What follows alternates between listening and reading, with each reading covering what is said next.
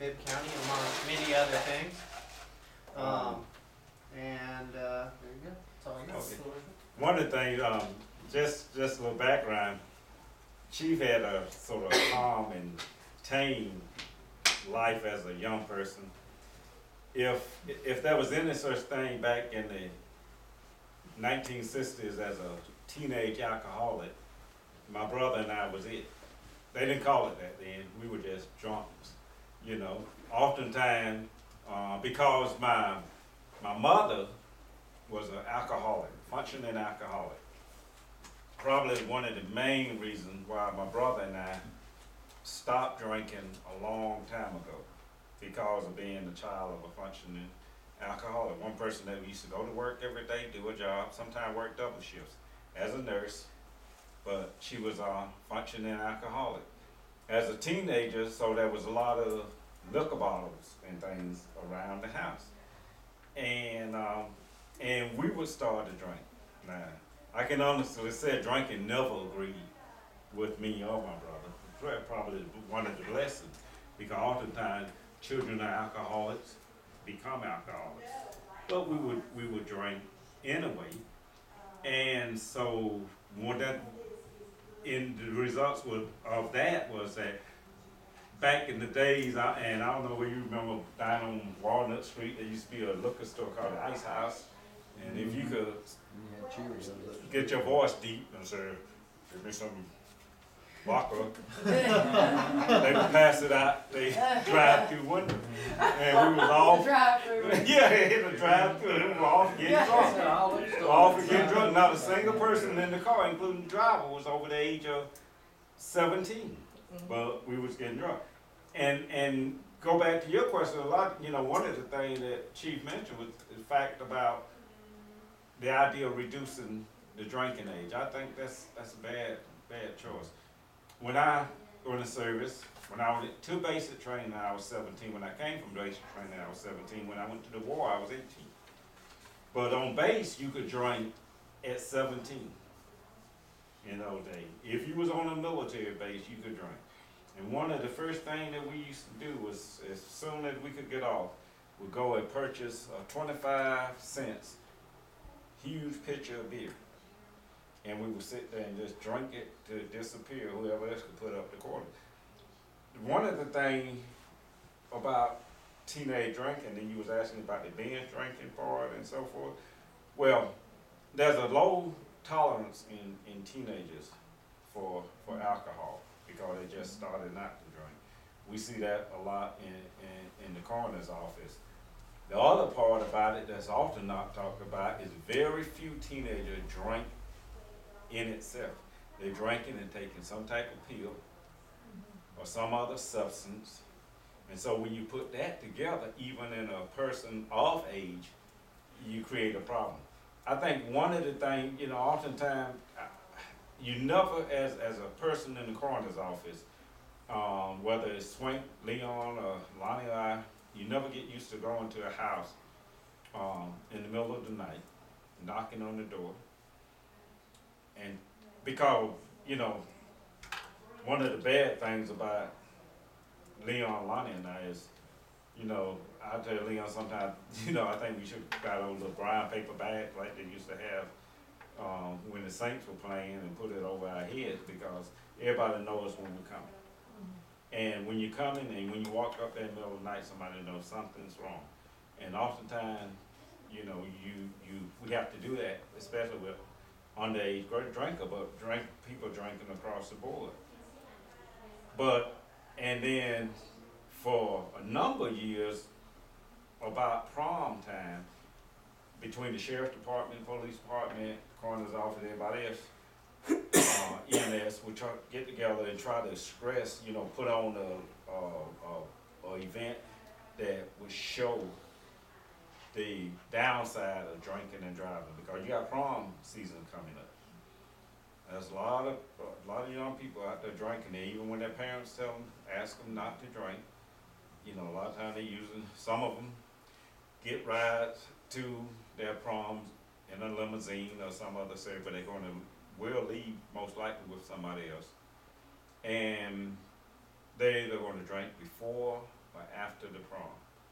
And so, you know, you got a number of things happening with young people. Not, I don't just have a background with the coroner's office, but for a number of years, I worked with a grant program with the governor's office of highway safety.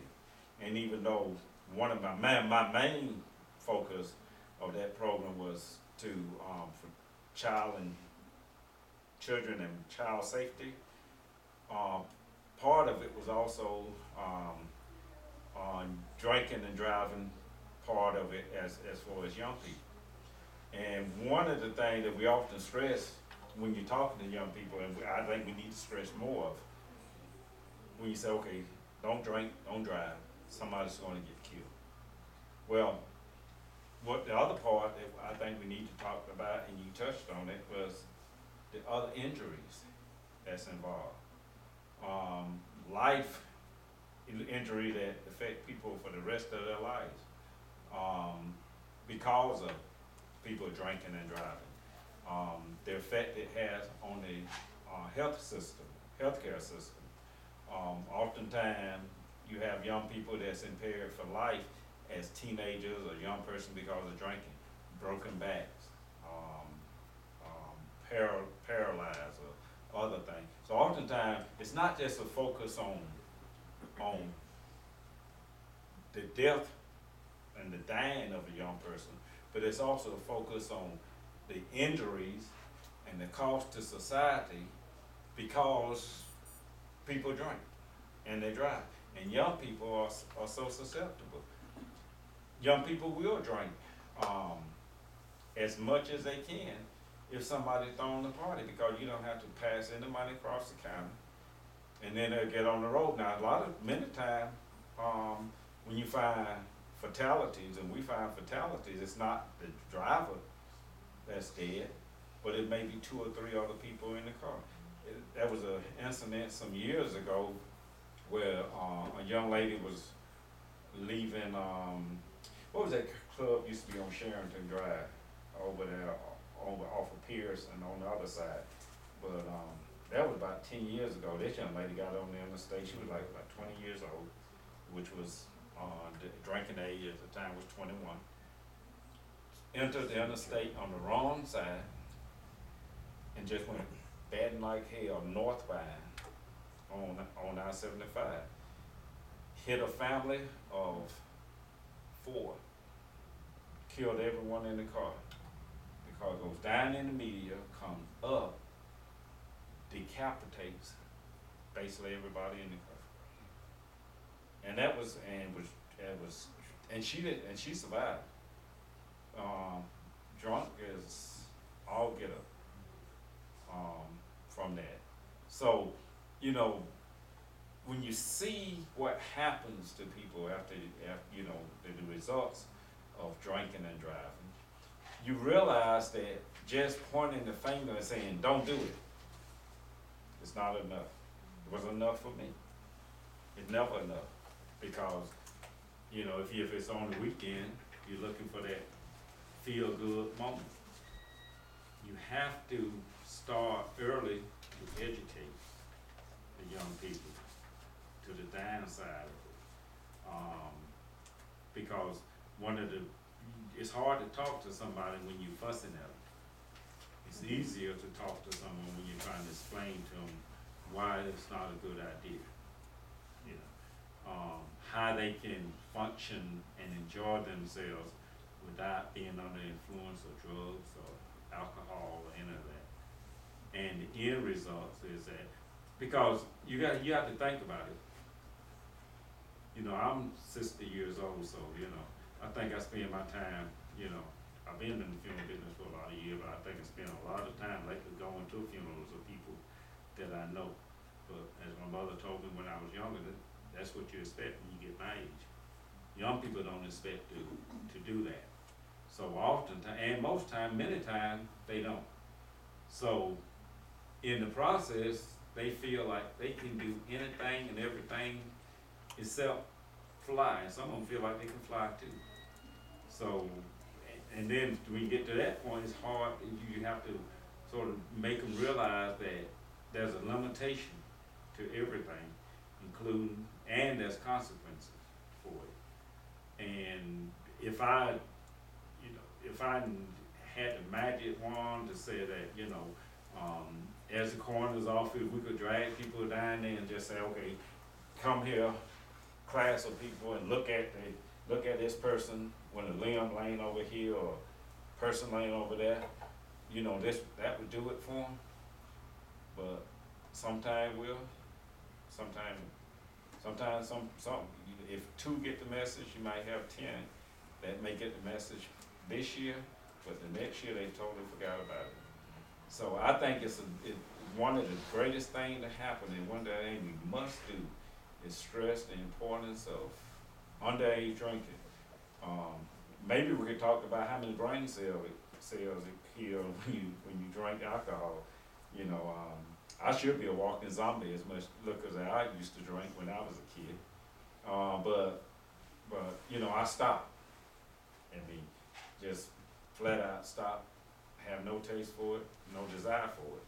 But how many young people that start out doing that happen to? Most of the time, when people start drinking young or start smoking young, then they continue to do it. And it becomes a lifestyle, it becomes something that goes through life. So if you don't catch it early, it becomes a functioning part of their lives. So, that's my, as I said, little 2 cents on it. But I think that, it's very important, this whole program, the whole focus of your program and what you all are trying to do and make happen is very important, because just like there's a reduction in sexual activities among teenagers, we must find some way to reduce that, because like I said, usually it's not just the alcohol in there, but it's the drugs in the system and other things. Now, Ron, I just want to say something quick. Mm-hmm. Somebody alluded to lowering the drinking age, and people can go up to this Be the Wall site. Mm-hmm. But one of the fallacies is that in Europe, because they can drink younger, that they don't have a problem. Actually, they have a lot of problems now, and a lot more alcoholism than we do in America, because of those lax laws, and that liquor is just freely available. There's very little restrictions, and they're starting to reverse that in Europe now and realize, hey, we just, it's just a problem. So you got to kind of go a balance. Obviously prohibition doesn't work, but you got to be smart, and especially when brains are still developing. Yeah, and Ronnie and I will remember back in the late, or right around 1970, they did lower the drinking age to 18 for 2 years. Right. And drunk driving crashes skyrocketed so fast and so intensely that they immediately moved it back down. But one of the effects one of the effects too is a program that I'm working with now, with ways to assist and help veterans. The one of the highest drinking populations in this country is among former military people or people still in service. If you go, most of the time, if you go onto a base right now, there's so many, the alcohol problem in the military and amongst veterans is very high. And why? Because most of the time, even most of the young guys that I was with never drank a single drop before going into the military. But by the time your 4 years were up, or 8 years or so forth, most of it was functioning alcoholics or drunk or way past social drinking. So, but there was also, to remember, in the military was that low age, for drinking. I remember in basic training, the guy used to shoot when they couldn't get anything to drink. When we was in basic training, take the shoe polish and keep pouring it through handkerchiefs till you get the alcohol content and get a high. Anything. So military, the lowering of the age is not a solution. It's a problem. And if anybody want to point to anything about that, look at the drinking, the alcoholic problem rate and alcohol problems among former service people or people that's still in service. I think we should raise the age